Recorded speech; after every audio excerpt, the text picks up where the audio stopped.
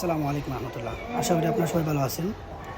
ঢাকা বিশ্ববিদ্যালয়ের কেন্দ্রীয় ছাত্র সংসদ ভবনে কয়েকদিন আগে আমি গিয়েছিলাম।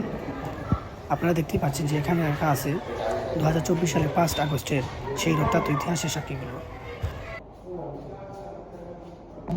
এখানে রাখা আছে তাদের খাতা, কলম, ব্যাগ, ঘড়ি সহ যাবতীয় কিছু।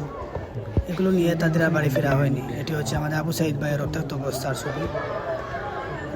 এটা হচ্ছে একজন ভাইয়ের টি শার্ট এবং চশমা, এগুলো তাদের সাথে ছিল। আর এটি হচ্ছে মুগ্ধ ভাইয়ের ব্যাগ, যিনি পানি লাগবে কিনা বলে মানুষকে পানি খাওয়াতে গিয়ে নিজেই শহীদ হয়েছিলেন। আর আশপাশের দেয়ালগুলোতে আপনারা দেখতেই পাচ্ছেন যে চিত্র এখানে রাখা আছে বিভিন্ন আন্দোলনের, বিভিন্ন তাদের উপর যখন আক্রমণ করা হয়েছিল সেই ছবিগুলো এখানে ধারণ করা আছে।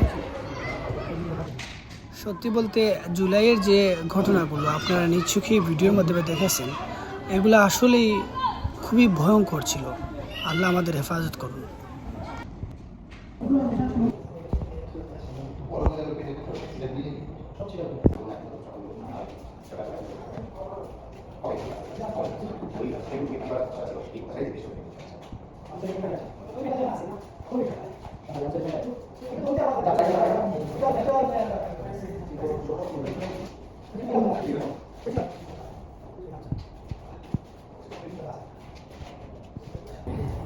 আর এই যে কবরটি দেখতে পাচ্ছেন, এটাই হচ্ছে আমাদের হাদি ভাইয়ের কবর। আমাদের প্রিয় কবি কাজী নজরুল ইসলামের কবরের পাশেই হাদি ভাইয়ের কবর। যারা শহীদ হয়েছেন, আল্লাহ পাক রব্বুল আলামিন যেন সবাইকে জান্নাতুল ফেরদাউসের উচ্চ মাকাম দান করেন, আমিন।